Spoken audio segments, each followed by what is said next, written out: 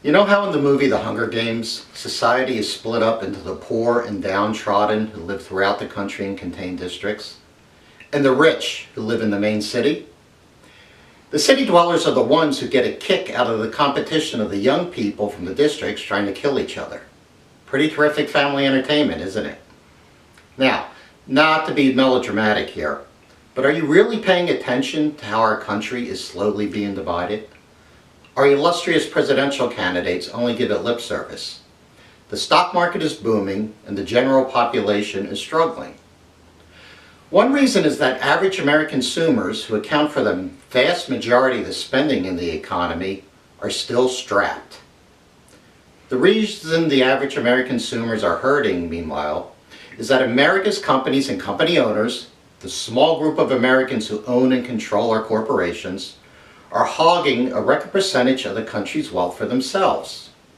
Now, in the past 5 years, American corporations have boosted their profits and share prices by cutting costs, which usually means laying off or firing people, and buying back stock. As a result, regardless of what the unemployment figures say, many people are out of work, and even more so, underemployed. The official unemployment numbers, which are trumpeted each week, are a very small part of the story. Wage growth for Americans, who are lucky enough to be working, has been pathetic. It's been the slowest since World War II. Meanwhile, America's corporations and their owners have never had it better.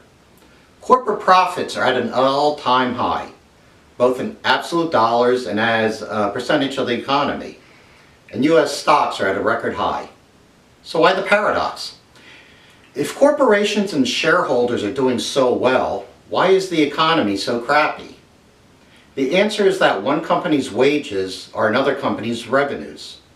Americans save almost nothing, so every dollar we earn in wages gets spent on products and services, including in some cases buying those things from the companies we work for.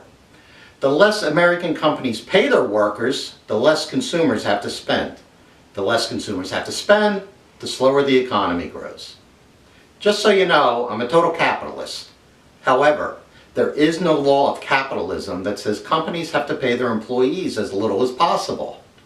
There is no law of capitalism that says companies have to maximize short-term profits. That is just a story that America's owners made up to justify taking as much of the company's wealth as possible for themselves. Here's where the common sense element comes in. That is because, ironically, this short-term greed on the part of America's owners is likely reducing their long-term wealth. Companies cannot grow profits by cutting costs forever. Sooner or later, they have to have higher revenues. At some point, this revenue growth needs to accelerate on its own. But that won't happen until companies start sharing more of the wealth they create with the folks who create it, their employees. America used to be very good at having a long-term vision. The Founding Fathers tried their best to put together a document to guide the country into infinity. President Lincoln waged a war to keep the country together because he believed it was best for the future for both the North and the South. President Eisenhower started the interstate road system, knowing it would take decades to complete. President Kennedy gave a decade-long challenge to put a man on the moon. Now we have both corporate execs and politicians not able to look past the next fiscal report or election. Companies are making more per dollar of sales than they ever have before.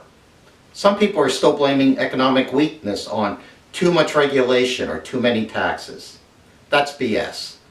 Maybe the little companies are being smothered by regulation and taxes, I give you that, but the big ones certainly aren't. What they are suffering from is a myopic vision and obsession with short-term profits at the expense of long-term value creation. To further add fuel to the greed fire, the Supreme Court has knocked down almost all restrictions to the amount of money that people and companies can donate towards elections. Why does this matter? Because it will be much easier for the ones with the money to support, or buy if you prefer, politicians who will continue to safeguard the corporation's methods of operation.